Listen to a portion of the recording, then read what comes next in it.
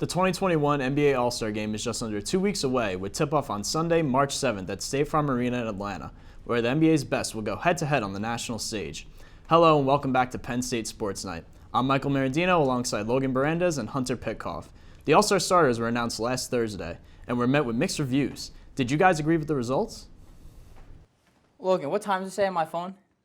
Looks like Dame time to me.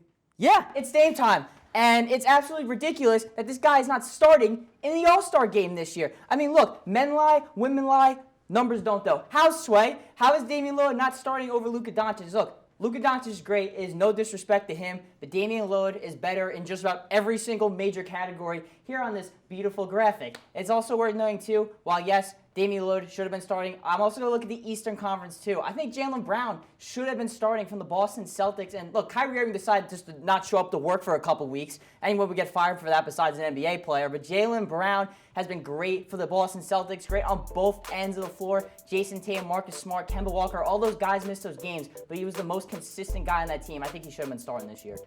Yeah, definitely agree with Dame Lillard there. It's rare that a player puts up 30 points per game, which leads on all West guards, and yet he's not going to be starting the All-Star game. Definitely make the All-Star game as a reserve, but he shouldn't be there. And you have he's better in every category, like you said. Even the team record, which is pretty important as well, fifth in the West for the Blazers, not bad at all. And it kind of just shows the flaws with the fan vote because, you know, Luka Doncic, he kind of just brings all those votes overseas, and it doesn't really help Damian Lillard out, but 30 points per game should not be on the bench for this All-Star game. And I think looking at the East, I think Kyrie Irving, you're right, shouldn't be starting the All-Star game. He's missed 10 games through personal reasons, whatever you want to call it. And I wouldn't say Jaylen Brown. I'd probably say Trae Young deserves that spot as well, putting up close to 30 points per game, close to 10 assists on a Hawks team that's actually pretty competitive this year compared to other years. And Trae Young, he's been one of the best players, but one of the best rising players for the past couple of years now. And I think overall with the rest of that East lineup, I'm just glad that Bradley Beal got his respect. Yeah. Been kind of like Damian Lillard, where he hasn't really gotten his respect in the All-Star category, but it's just a shame that it took Bradley Beal putting up historic numbers from a scoring perspective to finally be named an All-Star starter. I was also glad to hear that Bradley Beal is going to be one of the starting guards for Team KD this year, since he's running away with the scoring title this season. Now over to the East reserves. Logan, who are your reserve picks in the Eastern Conference? So looking at this beautiful graphic here, Hunter mentioned Jaylen Brown should have been an all-star starter in his mind, definitely putting up a great season for the Boston Celtics. Once it was announced that James Harden would be going to the Brooklyn Nets, he was pretty much a lock to be an all-star. Trae Young, I mentioned before, putting up a great season for the Atlanta Hawks. Jason Tatum, he's been a great 1-2 punch with the Boston Celtics, who are always one of the best teams in the NBA, and that's definitely not difference this year. Domantas Sabonis, he's one of the best players. He's one of the best forwards in the East on a really good Pacers team that's always been one of the top 5 teams in the league. But now without Victor Oladipo, it's kind of like he's had to carry this Pacers team to where they are right now.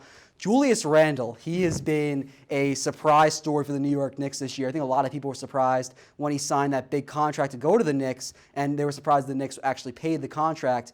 But he's put up a resurgence of a season so far this year under head coach Tom Thibodeau, and the Knicks are a surprise playoff team right now as we reach the All-Star break. And then Zach Levine, he has been phenomenal for the Chicago Bulls this year, putting up, like Jaylen Brown, like Trae Young, great numbers to be named in East reserved in my mind. Yeah, we have pretty similar picks, Logan. I went 5 for 7 with your picks here as well. The big difference for me, though, I'm going to look at Bam Adebayo over Domantas Sabonis instead. Bam, I get Sabonis has had a great year, but Bam Adebayo, the Heat are playing so much better recently, and Jimmy Butler's missed so many games too, and Tyler Hero's also missed some games, but Bam Adebayo himself, he has been absolutely phenomenal, the best player on the Heat this season. Chris Middleton too. Now look, I get Trae Young's putting up those numbers and stuff, but the Hawks have been struggling recently, and the Bucks have been maybe struggling a little bit, but Chris Middleton's having another great consistent season for the Milwaukee Bucks, and I like reward winning a little bit in my All-Star ballot.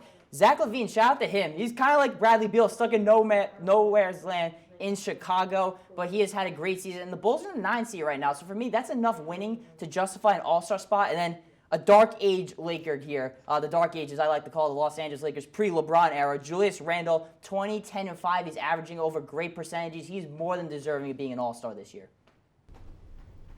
Now, flipping it over to the other conference, Hunter, who do you think should be the reserves out west?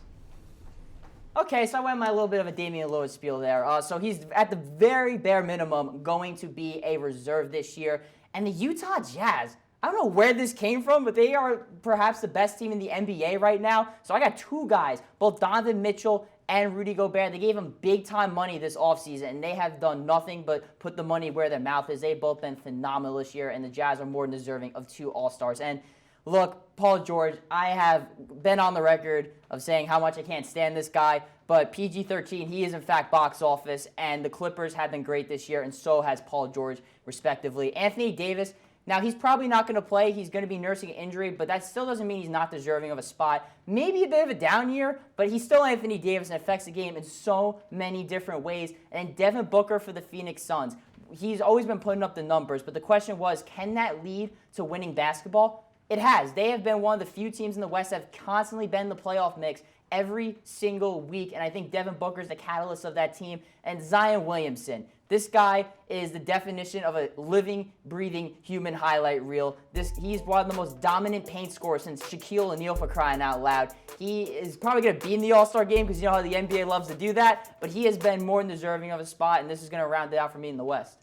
Yeah, my picks are pretty similar out west. You mentioned Damian Lillard. He definitely deserves to be at least a sixth man off this bench. I mean, 30 points per game, we mentioned it before.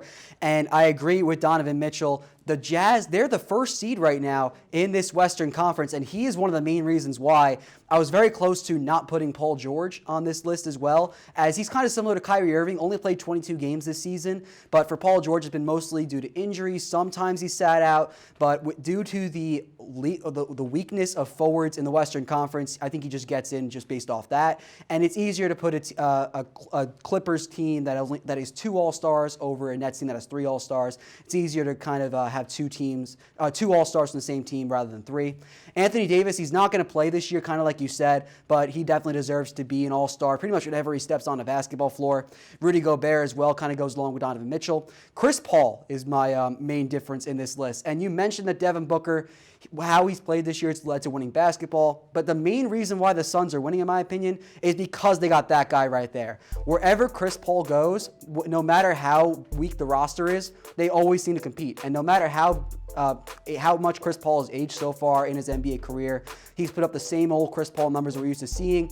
The only difference is the Suns are a top team in the West, where when he wasn't there before, it's always been the Suns have been one of the worst teams in the NBA. Chris Paul's been a huge difference to that team. And then Zion Williamson, what he's been able to do this year in his second year, he's just taken a huge leap, and I think that he's just had an overall great year. I think he'll be the first forward off that bench. I think he's better than Anthony Davis this year might be. And even though that ESPN kind of stopped talking about him because of LaMelo Ball, what happened to him, he's getting a lot of he's not getting a lot of notice, but he's getting a lot better as an NBA player. Logan, who are some players that will just miss the cut for All-Star spots this year? So I think in the front court, a guy that you can mention in the Eastern Conference is Nikola Vucevic. And that was kind of the main reason why I didn't have Bam Adebayo there. But with Domantas Sabonis, Julius Randle, a guy that goes unnoticed is Vucevic. And part of the reason why is the Magic, they have not had a good season at all. They're one of the worst teams in the Eastern Conference, partly due to injuries. But Vucevic is putting up probably his best season as a pro. And remember, he was an All-Star just 2 years ago. And so statistically, Vucevic deserves to be an All-Star, but it's just not going to happen just because of how good that front court is. And a guy that I think is going to make it from the West due to the injury to Anthony Davis is Brandon Ingram. I know it's rare to see a team that has a losing record get two All-Stars, but Zion Williamson, he's going to make it out of the West. But Brandon Ingram, just because of how weak the front court is, he's putting up another season which is 24 points per game. He's putting up another solid season in New Orleans. And ever since he's been there, kind of like Julius Randle, like the second he got out of L.A., he just had a much better career. So those are two guys that I think deserve to be an All-Star, but they won't get there. Look, Logan, Nikola Vucevic's All-Star chances are as irrelevant as the team he's currently on. I'm sorry, I know that hurts, but the Magic aren't winning enough games for me to have him as an alternate in there. For me, I can't believe I'm saying this because, again, I have gone on record as saying how bad he was to start the year, but Ben Simmons. This guy, he might be the best defensive player in the NBA, and he's not playing scared anymore. He's finally attacking the basket with purpose. He's trying to get buckets out there. We know he's got the well-rounded game otherwise, but when he's an elite scorer, the way he's playing recently, that's going to add another level to the Sixers that they could potentially make a championship run if he's playing at that same level of intensity. So if someone maybe doesn't play in the All-Star game in the East, Ben Simmons would be my first replacement. And out West, like you said, I love Brandon Ingram. He's like one of my favorite players in the NBA, but 2 Pelicans is a little bit tough, so I'm going to go with De'Aaron Fox from the Sacramento Kings. This is not a team that normally gets All-Stars in there. Obviously, Boogie Cousins was the last one, and we've seen how his career has unfortunately ended up ever since. But De'Aaron Fox is a dog. Amin Al-Hassan basically said he's a worse version of Ja Morant, but he has shown that he is, in fact, the max player like they paid him in this offseason. He's been fantastic. So if anyone's going to replace Anthony Davis, I think De'Aaron Fox is the guy. We'll see if these picks remain true come Tuesday. That will do it for us here on Penn State Sports Night. For Logan Bourandas and Hunter Pitcoff, I'm Michael Marandino, and we will see you next week.